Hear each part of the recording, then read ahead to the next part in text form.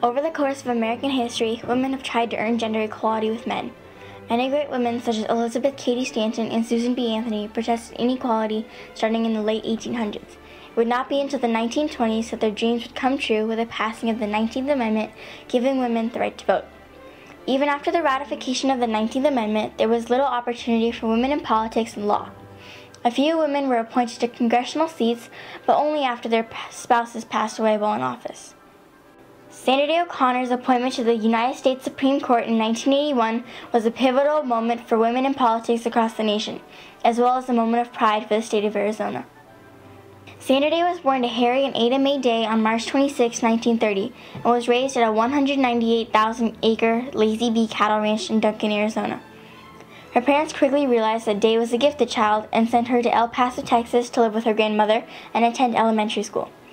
Sandra would attend the Radford School, an academy for girls from the first grade through high school.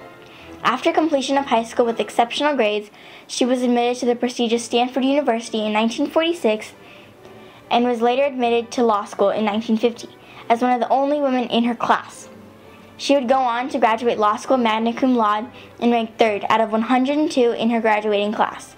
Following her graduation, Sandra Day would run into problems finding a job.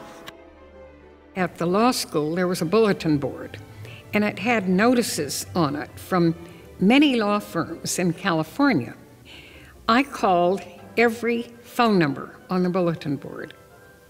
They said, "Oh, well, we didn't mean women. We don't hire women." Sandra Day finally landed a job as deputy county attorney in San Mateo, California. She secured this job by willing to work for free, as San Mateo County did not hire women lawyers at the time. It was at this time she had married John O'Connor, who she met while in law school. While her career stalled because of prejudices against women in law, she and John O'Connor would move to Frankfurt, West Germany between 1953 and 1958, where she would work as a civil attorney.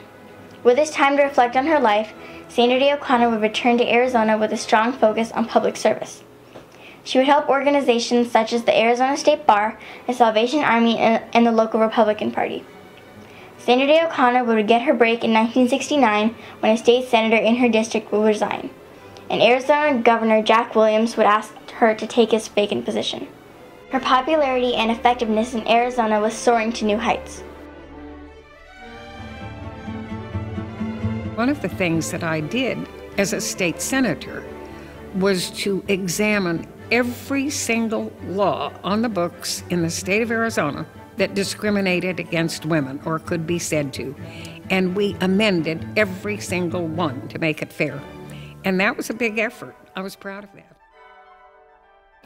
A few years later, she was persuaded to run for governor by Barry M. Goldwater, a former senator and presidential candidate. Her competition for governor was Bruce Babbitt, who was quite intimidated by her and the prospect of her running for governor. Babbitt's opinion of her was stellar, as he would say, "I had to find the finest talent available. Her intellectual ability and her judgment are astounding." After becoming the Arizona governor, Babbitt would nominate O'Connor to the Arizona Court of Appeals in the fall of 1979. This would set the stage for one of the most pivotal events in United States history. At the time, Ronald Reagan was running for president and needed more support from female voters. Reagan promised to appoint the first female Supreme Court justice if he was elected. Ronald Reagan would become the 40th President of the United States on January 20, 1981.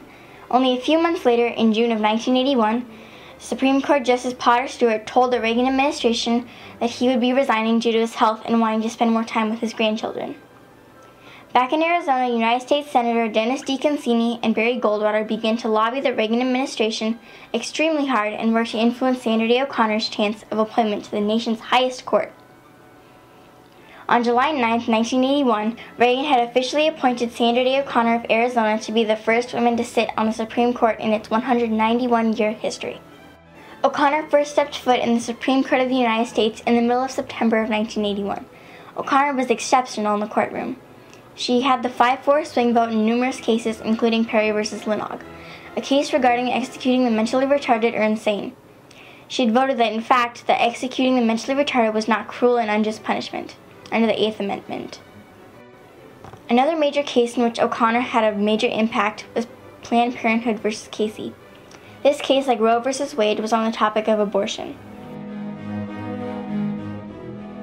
Well, they were hard cases. They affect a lot of people, and people care deeply about them. But you know you have a job to do, and it doesn't mean succumbing to somebody's emotional pitch made out on the sidewalk. You're there to make legal decisions based on the law and the Constitution of the United States. Some of us as individuals find abortion offensive to our most basic principles of morality, but that can't control our decision. Our obligation is to define the liberty of all, not to mandate our own moral code. Justice O'Connor's first law clerk was Ruth McGregor, who would eventually become the first woman to serve on and later become the Chief Justice of the Arizona Supreme Court. Justice McGregor talks about the impact that Sandra Day O'Connor made for women in law and politics. I absolutely think her appointment changed the way women were viewed in the legal profession. Now, I started practicing law in 1974, which is probably when your grandparents were living. But at that time, women were still, it was very unusual to be a woman in practice, and it was particularly unusual for women to be trial lawyers, which is what I did. And there were a lot of men who were not at all shy about telling us that women should not be lawyers and that they didn't approve of women and that we didn't belong in the courtroom. And they thought it was perfectly all right to say that kind of thing to us. And they would also talk amongst themselves and decide that women were really not well suited for some of these tasks.